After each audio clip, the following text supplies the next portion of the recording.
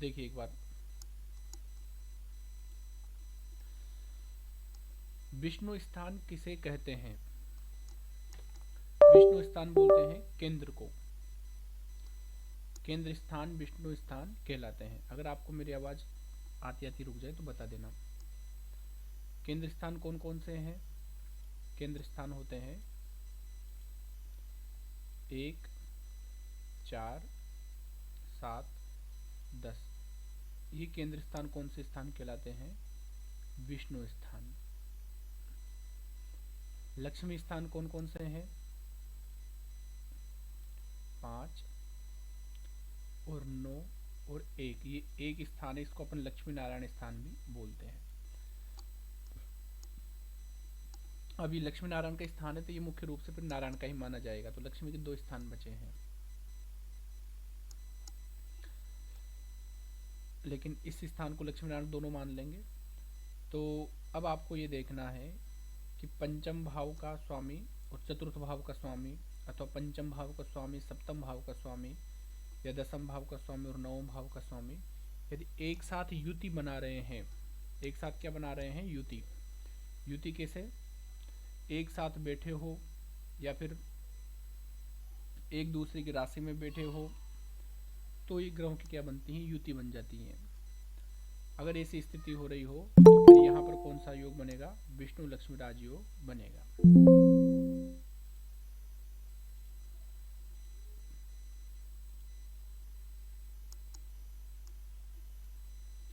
तो विष्णु लक्ष्मी राजयोग में लिख लीजिए आप लोग, केंद्र एवं त्रिकोण के स्वामी का एक साथ केंद्र अथवा त्रिकोण में युति करना। युति करो लिखा है। केंद्र एवं त्रिकोण के स्वामी का एक साथ केंद्र एवं त्रिकोण में युति करना।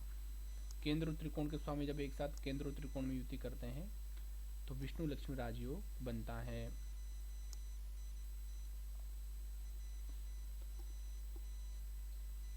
बस शर्त ये है कि दोनों ग्रह आपस में मित्र होने चाहिए। दोनों ग्रह जब आपस में मित्र होंगे तभी राजयोग बनेगा। जैसे बुध शुक्र शनि या तो ये युति करें, अथवा गुरु शुक्र सूर्य चंद्र आपस में ये मित्र हैं, ये युति करें। तो मित्र मित्र ग्रह जब आपस में युति करते हैं तब यह योग बनता है। कुल मिलाकर के 9 में से 10, जैसे एक मिनट, जैसे ये कुंडली है किसी की, मान लीजिए इसमें अपन मेष लग्न मान लेते हैं, तो 1 2 3 4 5, जैसे चौथे भाव का स्वामी कौन है? चंद्रमा। पांचवें भाव का स्वामी कौन है? सूर्य। अब मान लीजिए कि चंद्रमा और सूर्य आपस में युति करें, तो चंद्रमा और सूर्य आपस में युति कैसे करेंगे? अगर ये एक साथ बैठेंगे तो यहाँ गड़बड़ होगा। तो चंद्रमा सूर्य के पक्ष में इस बात का ध्यान रखना हमेशा कि ये एक दूसरे के साथ बैठने की अपेक्षा एक दूसरे का राशि परिवर्तन कर लें, अथवा एक दूसरे के आमने सामने बैठ जाए, दृष्टि संबंध बना लें। जैसे चंद्रमा जो है वो यहाँ हो कर्क राशि में और सूर्य यहाँ चला जाए 10वीं राशि में, तो सूर्य का इनका कैसी संबंध हो गया? दृष्टि संबंधी। इस पे दृष्टि डाल रहे हैं, इस पे दृष्टि डाल रहे हैं। सूर्य चंद्रमा का राजयोग हमेशा दृष्टि वाला सबसे अच्छा रहेगा, क्योंकि सूर्य चंद्रमा से जितना दूर रहता है उतना ही शुभ रहता है, प्रबल रहता है। दूसरा उदाहरण से समझ लीजिए, जैसे 9वें भाव का स्वामी कौन है? गुरु। 10वें भाव का स्वामी कौन है? शनि। सॉरी, 10वीं राशि का 10वें भाव में 9 10। तो यहाँ पर दसम भाव में हो शनि और गुरु, या तो शनि और गुरु दोनों एक साथ बैठ गए तो ये लक्ष्मी नारायण राजयोग बन जाएगा, खूब पैसे कमवाएगा, भाग्य में इसका साथ होगा। अथवा ये दोनों यहाँ बैठ जाए तो भी शुभ हैं, या फिर शनि यहाँ पर आ जाए गुरु की राशि में और गुरु यहाँ चला जाए शनि की राशि में तो भी यह शुभ है। तो आपको समझ में आ गया कि आप चाहो अपन दोनों आपके घर में रहें, या आप मेरे घर में आ जाओ, मैं आपके घर में आ जाऊं, या फिर आप मुझे देखो मैं आपको देखूं, किसी भी प्रकार से अपन दोनों एक दूसरे से संबंध बनाएं। ऐसे जब ग्रहों का इस प्रकार से संबंध बनता है तो यह राजयोग बनता है। इसको हम लोग कौन सा राजयोग बोलते हैं? विष्णु लक्ष्मी राजयोग। विष्णु लक्ष्मी राजयोग इसको हम लोग बोलते हैं। तो ये आप लोगों को समझ में आ गया होगा जहाँ तक मुझे विश्वास है। राहु केतु से बनने वाले योग आप लोगों ने समझ लिए होंगे।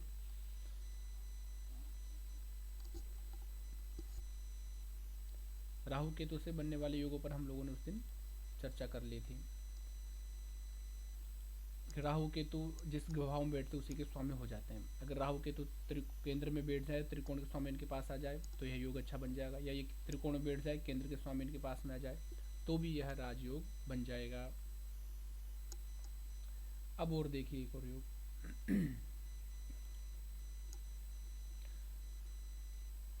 नीच भंग योग देखिए।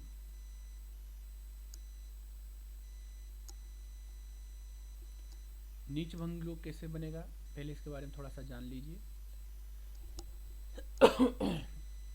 नीच भंग राजयोग, जैसे अयोग्य व्यक्ति अपने से योग्य के साथ सुख संपत्ति को प्राप्त कर लेता है, वैसे ही मान लीजिए कि कोई ग्रह कुंडली में क्या है, नीच का है। नीच का मतलब दमहीन, उसमें कोई ताकत नहीं है, कोई शक्ति नहीं है, लेकिन उसको वो एक उच्च के ग्रह का सानिध्य मिल गया। उस नीच वाले ग्रह के साथ एक उच्च का भी ग्रह आ गया। जैसे मंगल कर्क राशि में बैठा है कोई से भी भाव में, अब मंगल के साथ गुरु आ गया तो गुरु कैसा हो गया, उच्च का हो गया। तो उस गुरु ने मंगल का क्या कर दिया, नीच भग्न कर दिया। उसकी नीचता उसने क्या कर दी, कम कर दी। अब उसकी नीचता के कुछ परिणाम मिलेंगे, लेकिन राजयोग में वह कारक हो जाएगा।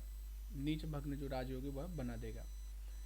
तो जैसे संसार में हम लोग देखते हैं कि किसी में कोई सामर्थ्य नहीं है, लेकिन किसी नेता के साथ लग जाए, है ना, अथवा किसी बड़े पैसे वाला व्यक्ति का उसको साथ मिल जाए तो अपने आप में बड़ा हो जाएगा। अब आप देखिए कि जैसे कोई प्रधानमंत्री के यहाँ चपरासी का काम करता है। किसका काम करता है, चपरासी का, पियोन का, लेकिन है किसका, प्रधानमंत्री का। तो प्रधानमंत्री का जो चपरासी है वो भी अपने श्योपुर अपने जो जिले के कलेक्टर होते हैं उनसे कम पावर नहीं रखता। तो उसकी कोई समस्या आएगी तो सीधा किससे बात करेगा, प्रधानमंत्री से बात करेगा, उनके मुख्य सचिव से बात करेगा। तो वही केस इसमें हम लोग समझ सकते हैं। तो इससे ग्रह की नीचता खत्म नहीं होती, लेकिन राजयोग ये जरूर बना देगा। कोई ग्रह अगर नीच का है और उस नीच वाली राशि का स्वामी अगर वहीं पर हो तो भी यह योग बन जाएगा। दूसरा, पहला तो ऑप्शन मैंने बताया कि उसके साथ कोई उच्च का ग्रह आ जाए। नंबर 2, उसके साथ उसी राशि का स्वामी आ जाए। जैसे लग्न में मान लीजिए सूर्य आ गया, तुला लग्न है, सूर्य बैठ गया लग्न में, तो सूर्य क्या हो गया, नीच का हो गया। लेकिन वहीं पर क्या आ गया, शुक्र भी आ जाए। तो राशि का स्वामी जब उसी भाव में रहेगा तो वो उस ग्रह की नीचता को क्या करेगा, भग्न करेगा। तो वहाँ नीच भंग राजयोग बन जाएगा। नीच ग्रह के साथ कोई उच्च का ग्रह बैठ जाए तो भी यह योग बन जाएगा। कोई ग्रह कुंडली में नीच का है, उसके साथ उच्च का बैठ जाए, इस पर हमारी चर्चा हो गई। ग्रह जिस राशि में नीच का है उस राशि का स्वामी उच्च हो जाए, एक यह भी इसमें कंडीशन है, लिखते चलना आप लोग। जैसे कुंडली में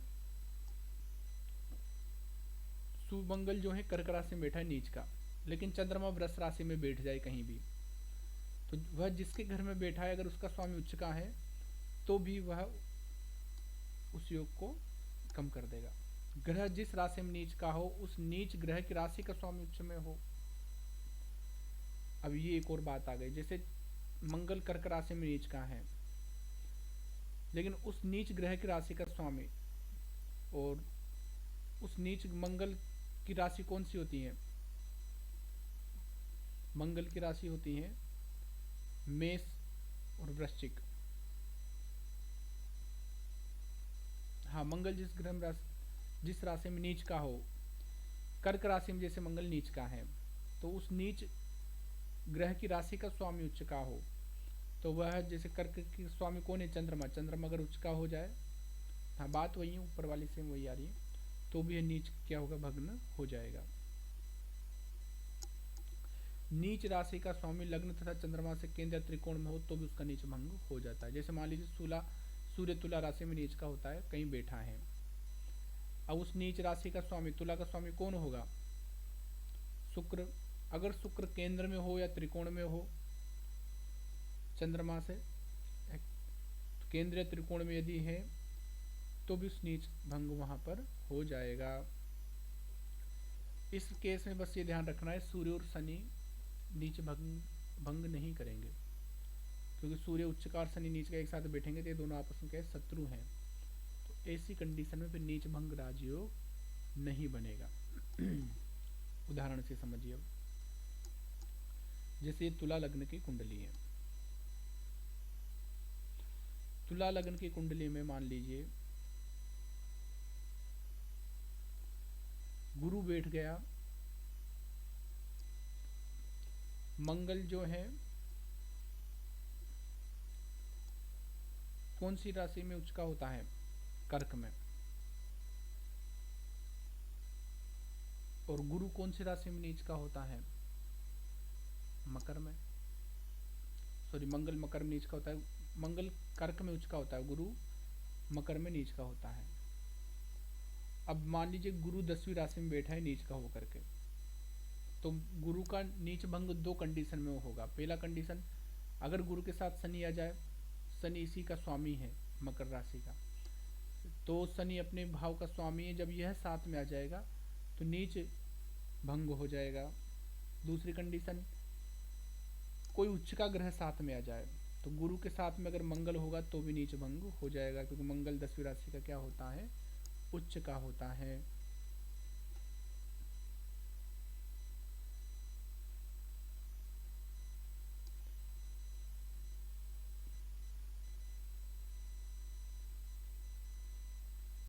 सेकंड एक और कंडीशन देख लीजिए, जैसे इसमें मंगल नीच का है, यहाँ पर मंगल नीच का है कर्क राशि में, लेकिन चंद्रमा बैठा है। चंद्रमा क्या है, इसी राशि का स्वामी है। कौन सी राशि का स्वामी, कर्क का। तो मंगल किसके भाव में बैठा है, चंद्रमा स्वराशि वाले ग्रह के साथ में बैठा है, तो मंगल का क्या होगा, नीच भंग हो जाएगा। मान लीजिए कि मंगल जो, ऐसी कंडीशन होती कि मंगल जो है वो यहाँ पर नीच का होता है, लेकिन चंद्रमा जो है दूसरी राशि पे यहाँ बैठ जाता, उच्च का होगा, तो भी मंगल का नीच भंग हो जाता। तो ये आप लोगों को नीच भंग राजयोग जो है सामान्य रूप से समझ में आ गया होगा। ये कंडीशन और मैंने लिख रखी है।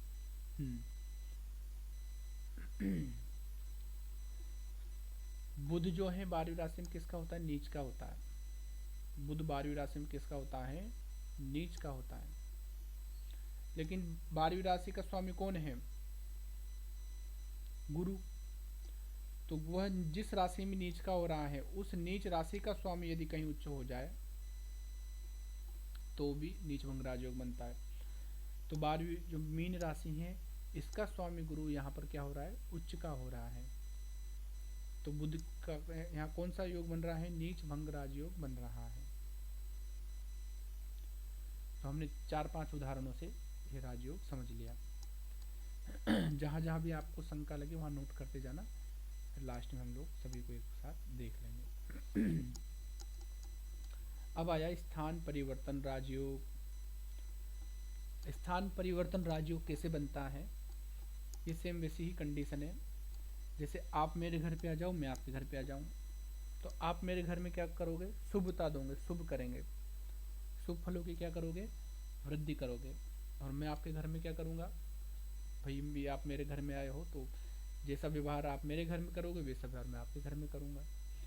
तो अगर ऐसा ग्रह राशि पर परिवर्तन जब कर लेते हैं तो इसको हम स्थान परिवर्तन राजयोग कहते हैं। जब दो ग्रह एक दूसरे की राशि में होते हैं तब यह योग बनता है। मित्र ग्रहों का राशि परिवर्तन एक दूसरे के घर को आगे बढ़ाएंगे। अब इस बात का जरूर ध्यान रखना है कि जिन दो ग्रहों ने राशि परिवर्तन किया है वो आपस में मित्र हैं या शत्रु। अगर आपस में मित्र हैं तो वह आप एक दूसरे के घर में वृद्धि करेंगे। मैं अपने मित्र के घर में जाऊंगा और वहीं मुझे रहना है, तो मैं उस घर की देखभाल भी करूंगा, उसमें वृद्धि भी करूंगा। और मेरा मित्र मेरे घर में रह रहा है तो वह भी मेरे घर की वृद्धि करेगा, क्योंकि आपस में हम क्या है, मित्र। शत्रु ग्रहों का राशि परिवर्तन सख्त जरूरत होने पर ही काम आएगा।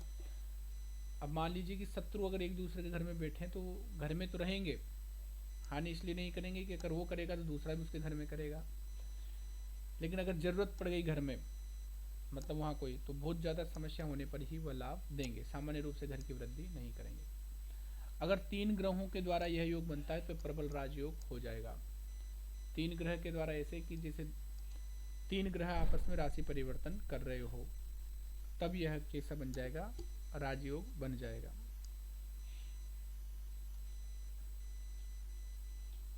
इसको हम लोग कहेंगे स्थान परिवर्तन राजयोग।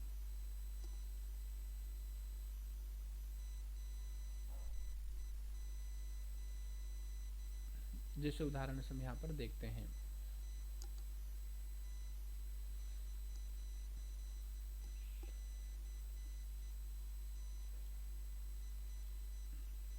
मिथुन राशि का स्वामी कौन है, बुध। मकर राशि का स्वामी कौन है, शनि। मान लीजिए शनि यहाँ पर आ गया, कहाँ पर, बुध वाले भाव में, तो बुध कहाँ पर आ गया, शनि वाले भाव में आ गया। तो शनि तो चला गया किसमें, बुध की राशि में, और बुध किसकी राशि में चला गया, शनि की राशि में। दोनों ही आपस में क्या है, मित्र हैं। तो दोनों ने एक दूसरे का स्थान क्या किया, परिवर्तन कर लिया। ध्यान रखना, केंद्र त्रिकोण में अगर ये होता है तो सबसे अच्छा रहता है। केंद्र त्रिकोण में सभी योग अच्छे रहते हैं, 6-8-12 में सभी योग अच्छे नहीं रहते। तो यह राजयोग बन गया। दूसरा, केंद्र मान लीजिए कि यहाँ पर है शुक्र, यहाँ पर आ जाए शनि। शनि किसकी राशि में आ गया, शुक्र की में। शुक्र कहाँ आ जाता, यहाँ आ जाता शनि की राशि में, तो भी स्थान परिवर्तन राजयोग बन जाता है, क्योंकि दोनों आपस में मित्र हैं और दोनों ने एक दूसरे के स्थान में परिवर्तन किया है। ये इसमें आ गया और ये इसमें आ गया। मान लीजिए कि शुक्र यहाँ पर बैठा है, शनि यहाँ पर आ गया, ऐसे कोई एक ग्रह भी, और इधर बुध और शनि ये बना रहे हैं, शनि चलो ठीक है, शनि आ गया। 2 ग्रहों का और अपन देख लेते हैं कि जैसे गुरु है, गुरु की धनु राशि है, और गुरु चला गया किसमें, कर्क राशि में, चंद्रमा की में। चंद्रमा किसके में आ गया, गुरु की में आ गया। अब देखो 2 जगह बन रहा है, कि यहाँ पर भी बन रहा है, यहाँ पर भी बन रहा है। तो इस प्रकार से ये प्रबल राजयोग फिर ये बन जाता है। कैसा राजयोग बन जाता है, प्रबल राजयोग। तो कुंडली में आप जब भी ग्रहों को देखो तो यह भी जरूर देखना कि कहीं ग्रह स्थान परिवर्तन तो नहीं कर रहे हैं। अगर ग्रह स्थान परिवर्तन कर रहे हैं तो वो बनता है स्थान परिवर्तन राजयोग।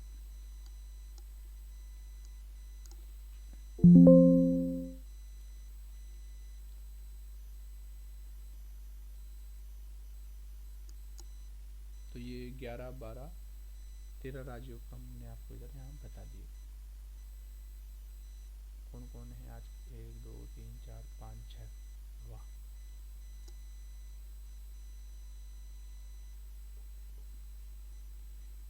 अब हम चर्चा करेंगे कुंडली में सूर्य और चंद्र से बनने वाले योगों पर।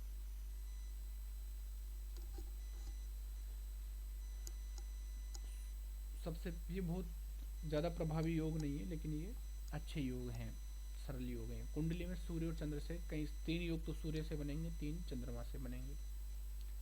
सबसे पहले है वेशी योग। वेशी योग कैसे बनता है, देखिए।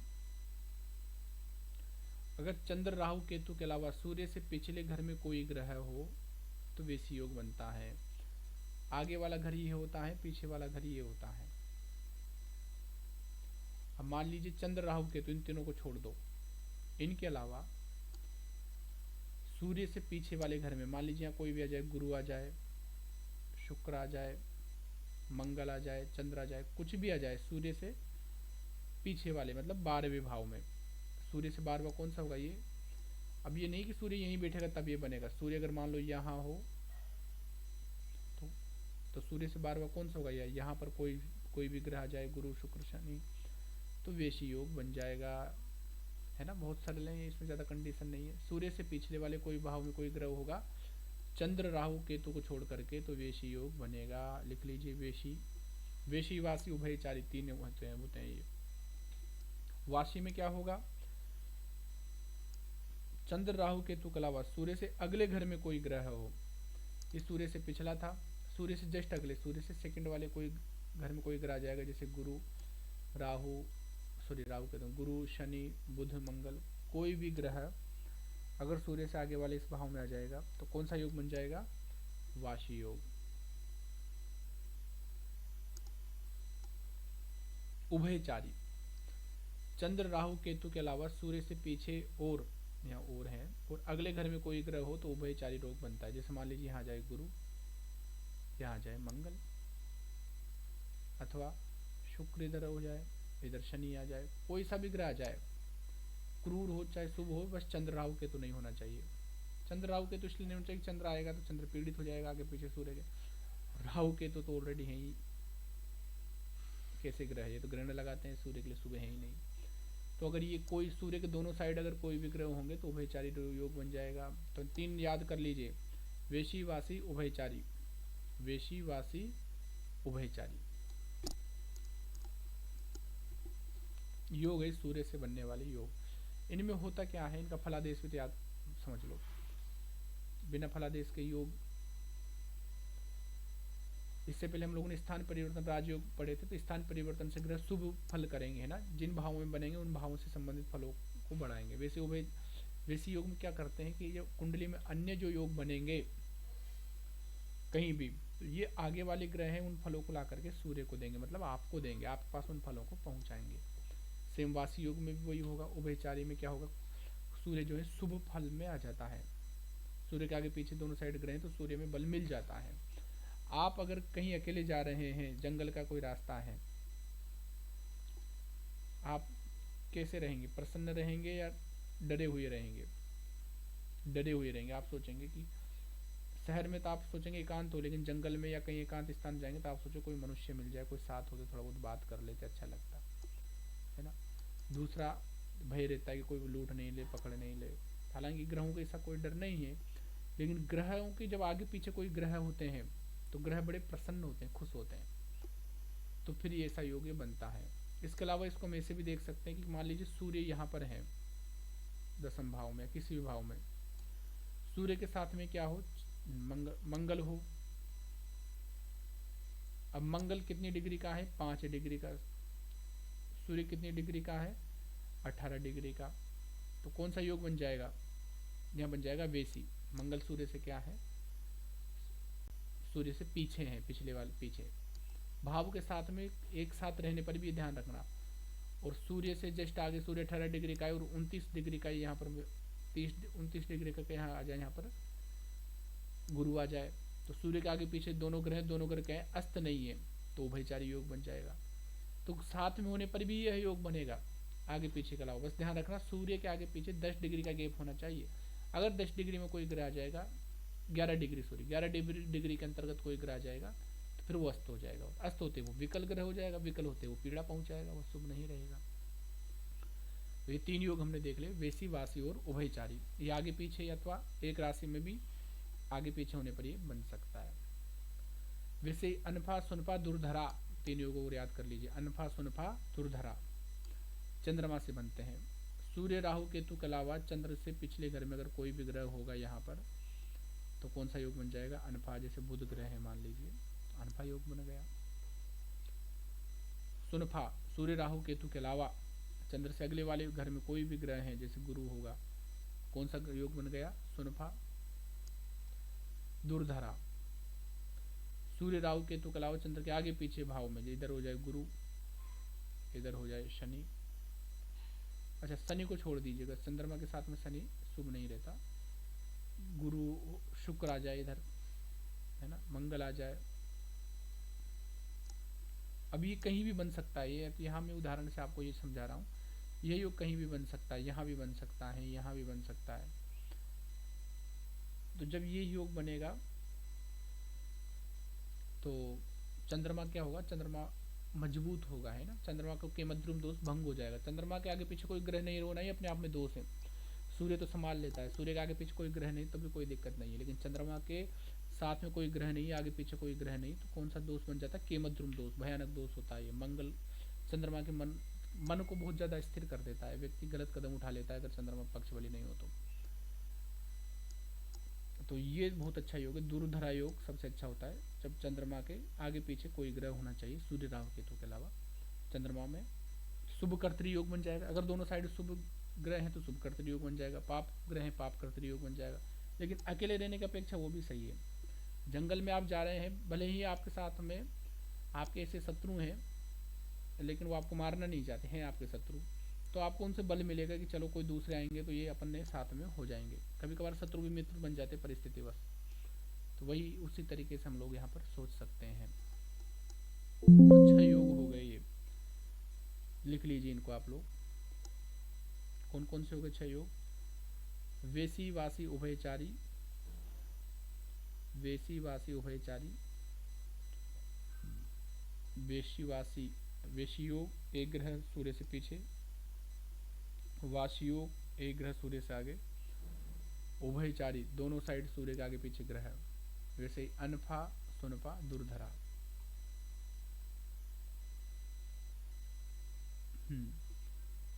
एक चंद्रादि योग और भी हैं, तो ये पहले आप लोग एक बार लिख लीजिए। वेशी वासी उभयचारी अनफा सुनफा दुर्धरा। चंद्रमा से 6 7 8 में अगर कोई भी शुभ ग्रह हो तो चंद्रादि योग बनता है। चंद्रादि योग चंद्रमा से 6 7 8 में कोई सा भी अगर कोई भी शुभ ग्रह हो तो चंद्रादि योग बनते हैं। इसमें जातक जो है धनी होता है, प्रसिद्धि होता है, शत्रुओं पर विजय प्राप्त करने वाला होता है, बहुत शुभ योग माना जाता है। चंद्रमा से 6 7 8 में कोई भी शुभ ग्रह होना चाहिए। चंद्रादि योग।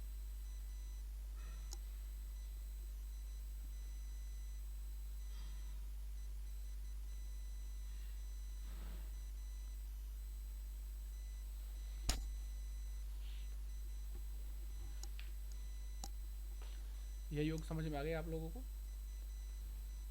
अब लिखिए ग्रहों की अवस्था। पहले योगों से संबंधित कोई प्रश्न हो तो आप लोग पूछ लीजिए, फिर मैं आपको ग्रहों की एक अवस्था भी बताऊंगा, कौन सा ग्रह किस अवस्था में अच्छा फल देता है और कब कौन सा ग्रह कितने अवस्था में रहता है।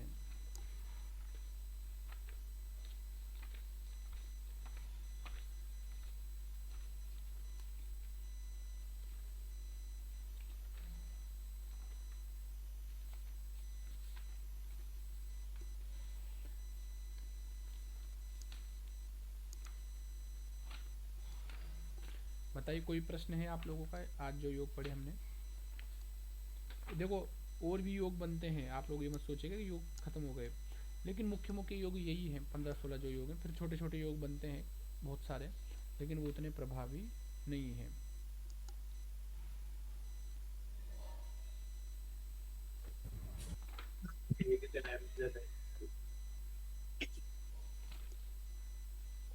देखिए ग्रहों की 5 प्रकार की अवस्थाएं होती हैं। कितनी प्रकार की अवस्था होती है? 5।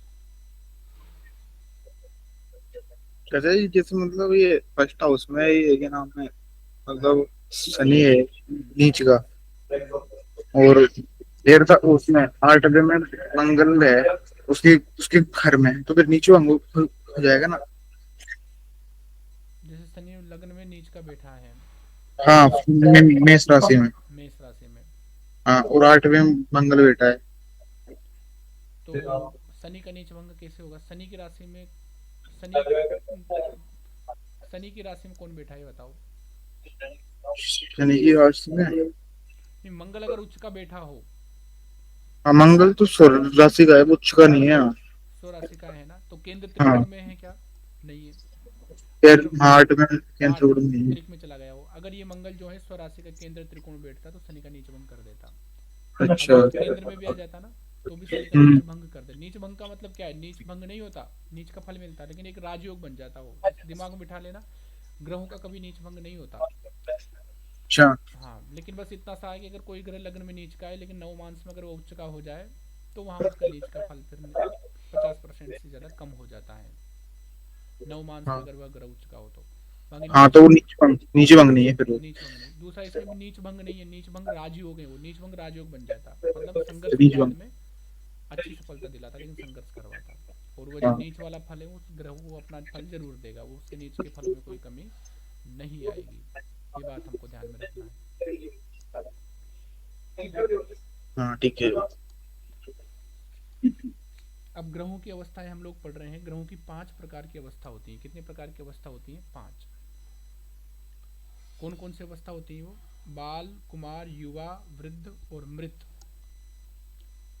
लिख लीजिए सभी ग्रहों की 5 प्रकार की अवस्थाएं। बाल, कुमार, युवा, वृद्ध और मृत। लिख लेंगे या मैं इसमें लिखूं? चलो मैं आपको इसमें लिख देता हूं। हेडिंग डाल लीजिए ग्रहों की अवस्थाएं।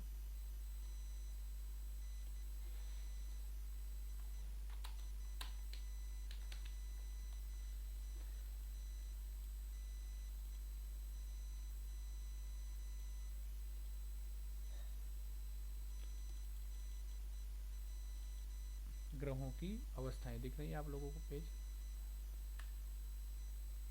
ग्रहों की 5 प्रकार की अवस्थाएं होती हैं।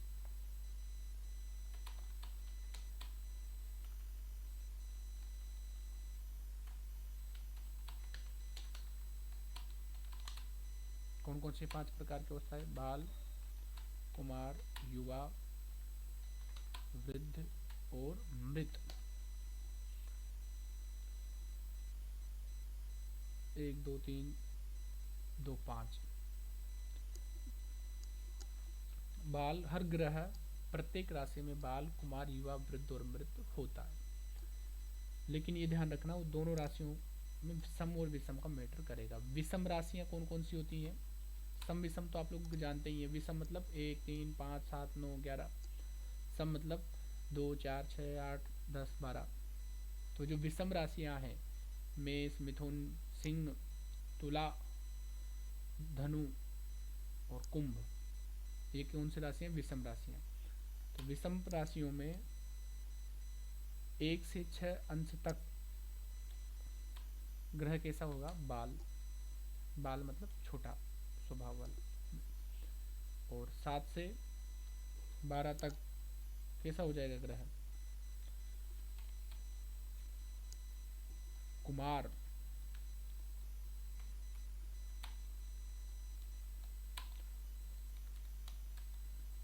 कुमार लिख दिया मैंने। 7 से 12 तक ग्रह हो जाएगा कुमार। और 13 से 18 तक युवा। पर ये दोनों सम और विषम हो, युवा का सेम रहेगा 13 से 18, बाकी चेंज होगा वो भी बताऊंगा। 13 अंश से अगर 18 अंश तक तो ग्रह कैसा है? युवा है। और 19 से 24 अंश तक ग्रह क्या हो जाएगा? वृद्ध हो जाएगा।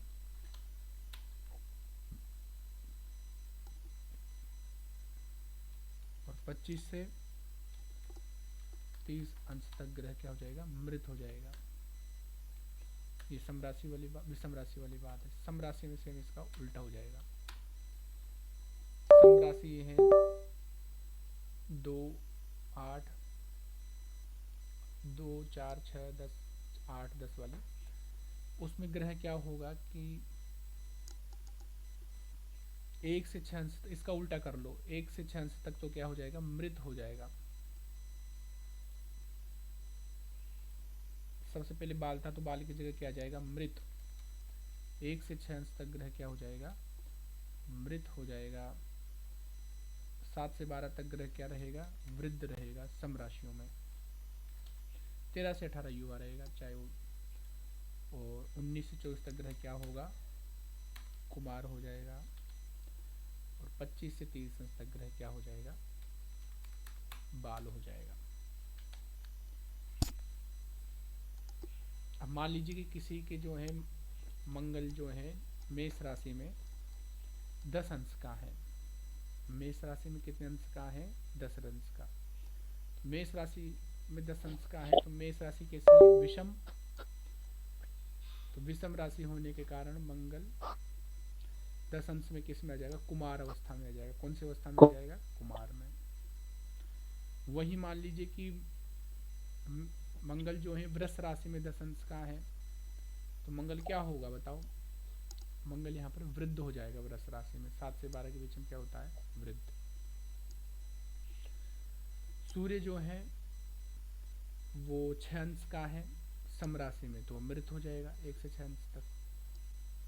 मेष राशि में सूर्य अगर 6 अंश का है तो मृत है, और अगर वृष राशि में 6 अंश पे मृत हो जाएगा, और मेष राशि में सूर्य है 6 अंश पे तो वो क्या हो जाएगा, बाल हो जाएगा।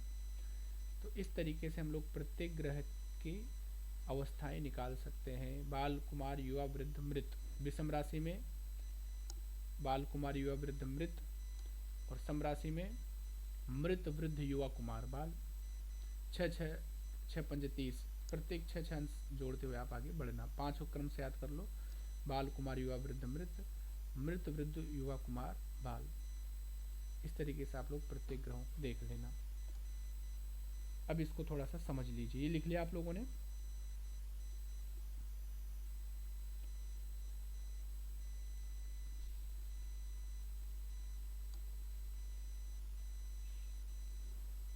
लिख लिया होगा सभी ने। मैं इसको ग्रुप में डाल दूंगा। जब कोई ग्रह बाल अवस्था में होता है तो छोटे बच्चे में कितनी ताकत होती है? बहुत कम ताकत होती है। तो बाल अवस्था में कोई ग्रह होता है तो उसका सूक्ष्म फल व्यक्ति को मिलता है, पूरा फल नहीं मिलेगा, सूक्ष्म फल मिलेगा, कम फल। मनुष्य को क्या बनाएगा? चंचल बनाएगा। मनुष्य का स्वभाव चंचल स्वभाव का होगा, बच्चों जैसा स्वभाव बाल अवस्था का। अगर कोई ग्रह कुमार अवस्था में है, जैसे विषम राशि में कोई ग्रह 6 से 12 अंश का है और वो लग्न में बैठा है, तो व्यक्ति को क्या बनाएगा? वो गैर जिम्मेदार बनाएगा। व्यक्ति जिम्मेदारी के प्रति से दूर भागेगा, गैर जिम्मेदार व्यक्ति हो जाएगा। अगर कोई ग्रह युवा अवस्था में है तो मनुष्य को ऊर्जावान बनाएगा, सशक्त बनाएगा, कार्यशील बनाएगा। मनुष्य मेहनती बनेगा, मेहनत करने वाला बनेगा। वृद्धावस्था अवस्था होने पर ग्रह व्यक्ति को गंभीर और अनुभवी बनाता है। अगर कोई ग्रह वृद्धावस्था में है तो व्यक्ति उस ग्रह के प्रभाव से गंभीर और अनुभवी रहेगा, भले मनुष्य युवा हो या बाल हो, किंतु मनुष्य शक्तिशाली नहीं रहेगा। बूढ़े व्यक्ति में अनुभव होता रहता है लेकिन दम नहीं रहती काम करने की, बस वही वाली बात है। अगर कोई ग्रह मृत अवस्था में तो उसका फल न्यून मिलेगा, बहुत कम, न के बराबर। तो कुंडली में फलादेश करने से पहले हमको ये अवस्थाएं भी देखना बहुत जरूरी है कि कौन सा ग्रह किस अवस्था में है। इसके अलावा कुछ ग्रहों का एक नियम भी है, वो लिख लीजिए। सूर्य और मंगल बाल्यावस्था में श्रेष्ठ परिणाम देते हैं। सूर्य और मंगल बाल्यावस्था में श्रेष्ठ परिणाम देते हैं।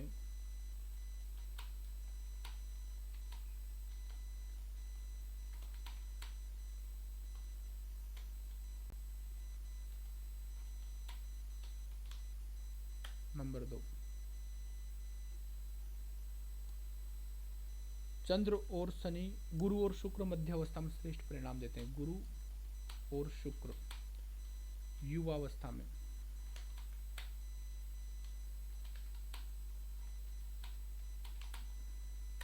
सूर्य मंगल, अच्छा युवावस्था में सभी ग्रह शुभ परिणाम देंगे, लेकिन सूर्य मंगल बाल्यावस्था में भी शुभ परिणाम देंगे, ध्यान रखिएगा। ऐसा मत देखना सूर्य मंगल युवावस्था में शुभ परिणाम नहीं देंगे। युवावस्था सभी की अच्छी रहती है, हर कोई युवा व्यक्ति हमेशा मेहनती होगा। अब जरूर वो उसकी इच्छा, वो मेहनत कर रहा है या नहीं कर रहा है, लेकिन मेहनत युवावस्था में व्यक्ति अच्छे से कर सकता है। लेकिन सूर्य और मंगल ऐसे हैं जो बाल्यावस्था में भी श्रेष्ठ परिणाम देते हैं। चंद्र और शनि वृद्धावस्था में भी श्रेष्ठ परिणाम देते हैं।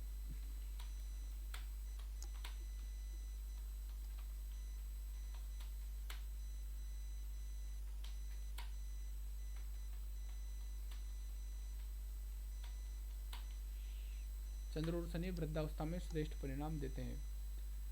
और बुध तीनों अवस्थाओं में श्रेष्ठ परिणाम दे सकता है। तीन कौन कौन सी? कुमार, युवा और वृद्ध।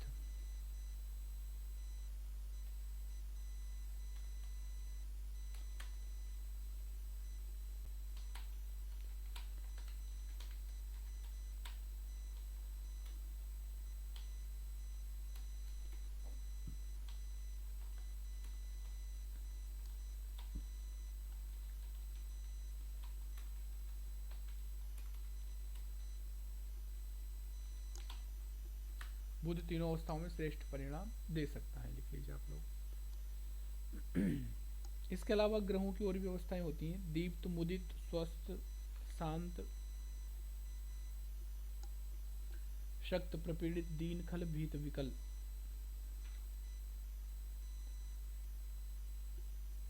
10 अवस्थाएं ये दीप्त मुदित स्वस्थ। दीप्त मतलब अपनी उच्च राशि या मूल त्रिकोण में ग्रह दीप्त कहलाता है। मुदित मित्र की राशि में, स्वस्थ स्वयं की राशि में, शांत शुभ ग्रह की राशि में। 4 अच्छी है और पीछे की 4 खराब हैं। ये प्रपीड़ित दीन खल भीत, ग्रहों को पराजित दीन खल या भीत होने पर वह अशुभ परिणाम देता है। इसको हम लोग बाद की कभी क्लासों में और विस्तार से समझ लेंगे। अभी केवल इतना सा समझ लीजिए कि कोई भी ग्रह उच्च का होने पर अच्छा लाभ देगा, मित्र की राशि में अच्छा लाभ देगा, स्वराशि अपनी स्वयं की राशि में होने पर अच्छा लाभ देगा, और पुष्कर नवमांश में शुभ फल देगा। उसी के विपरीत शत्रु की राशि, सबसे पहले नीच, फिर उसके बाद शत्रु की राशि, फिर उसके बाद में विष्णुमांश, उसके बाद में अस्त। तो ऐसी स्थिति में जो ग्रह है वो कैसा फल देता है? अशुभ फल वहां पर देता है। तो आज आपके इस प्रकार से पूरे योग हो गए कंप्लीट। पहले जो योग मैंने बताए हैं उन योगों को आप लोग एक बार देख लीजिएगा, अभ्यास कर लीजिएगा। आप लोग अब एक काम और कीजिए, अगर आप लोग डेली पढ़ने आ रहे हैं तो 7 से 8 कुंडलियाँ मोबाइल में स्टोरेज पे बनती है, बना करके सेव कर लीजिए मोबाइल में ही। जिनको आप जानते हैं, आपके परिचित हैं, उनकी कुंडलियों में आप लोग दोषों को देखिए कि इनकी कुंडलियों में कितने दोष बन रहे हैं, कितने योग बन रहे हैं आपकी समझ के अनुसार। फिर उसके बाद में वहाँ कोई डाउट आपको आता है तो फिर आप मेरे से पूछिए, तब आपको यह योग और दोष याद होंगे। अगर आप इसे याद करेंगे तो भूल जाओगे। प्रैक्टिस जब हम कुंडली में देख करके करेंगे तो ही आपको यह योग और दोष याद होंगे और आपको समझ में आएंगे। कल हम लोग पढ़ेंगे सूर्य ग्रह का सभी भावों में फलादेश। या तो लग्न पहले पढ़ लेते हैं, मेष लग्न में, मेष लग्न, हाँ पहले ऐसा करते हैं लग्न पढ़ लेते हैं 12 लग्न, फिर सभी भावों में ग्रहों को पढ़ेंगे। मेष लग्न में सभी ग्रहों को पढ़ेंगे। मेष लग्न में सूर्य कहाँ कहाँ पर शुभ रहेगा, चंद्रमा कहाँ कहाँ पर शुभ रहेगा, मंगल कहाँ कहाँ शुभ और अशुभ रहेगा, बुध कहाँ का शुभ और अशुभ रहेगा, गुरु कहाँ शुभ अशुभ रहेगा। तो ऐसे 12 लग्न पढ़ेंगे। फिर उसके बाद में नवग्रहों को पढ़ लेंगे। 12 और 9 कितने हो गए? 21 क्लास हो जाएंगी आपकी इसी पर, लग्न और ग्रहों पर। तो मुख्य ज्योतिष का जो कॉन्सेप्ट है वो आपका यहाँ पर कंप्लीट हो जाएगा। फिर अपन पढ़ लेंगे एक बार व्यापार वाला भाव, कुंडली से व्यापार कैसे देखेंगे, नौकरी कैसे देखनी है। एक पढ़ेंगे अपन शादी वाला, उसमें कुंडली से विवाह कैसे देखते हैं, और कुंडली मिलान। कुल मिला करके 30 क्लास आपकी और बची हैं। कभी अपन एक दिन में अगर जैसे 2 ग्रहों के बारे में पढ़ लिया, 2 लगन एक ही दिन में हो गई, तो अपने कम दिनों में भी कंप्लीट हो सकती हैं। अब मैं फिक्स 8:30 बजे जैसे ही होगा मैसेज डाल दूँगा ग्रुप में, क्लास शुरू कर दूँगा। अगर एक भी स्टूडेंट रहेगा तो भी मैं क्लास में पढ़ाऊँगा। तो आप लोग प्रयास ये कीजिएगा कि ये जो क्लास हैं ये छूटे नहीं। 30 क्लास निष्कर्ष की क्लास चल रही है आप लोगों की, तो आप लोग डेली क्लास अटेंड ये कर लें। जो ये क्लास अटेंड करेगा, अभी क्लास इसकी रिकॉर्डिंग हुई है, अगर ये रिकॉर्डिंग व्यवस्थित हो जाएगी तो मैं यूट्यूब पर जो अपलोड कर रहा हूँ प्राइवेट अपलोड कर रहा हूँ, हर किसी को नहीं दिखेगी वीडियो, जिसके पास लिंक रहेगी उसी को ही दिखेगी। तो फिर वो लिंक मैं आप लोगों के पास में भेज दूंगा।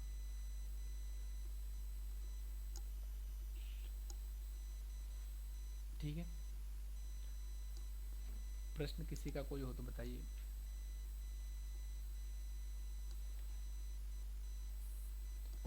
थोड़ा वो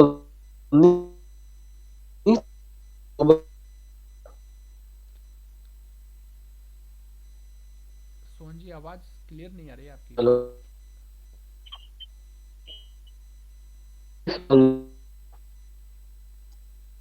शायद नेटवर्क कोई समस्या है, इसके कारण आवाज सही आ नहीं रही।